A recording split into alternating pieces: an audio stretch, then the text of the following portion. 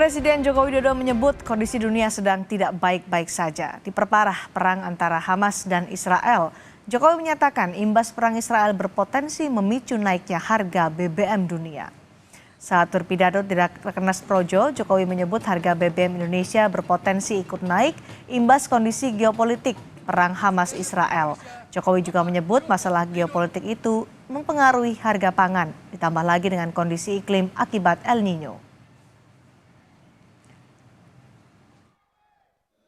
Ini nanti harga energi bisa naik gara-gara perang Palestina dan Israel. Harga energi itu artinya bensin,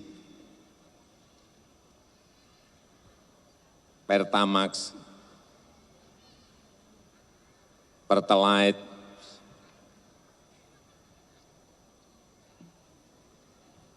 saya tidak ingin menakut-nakuti, tapi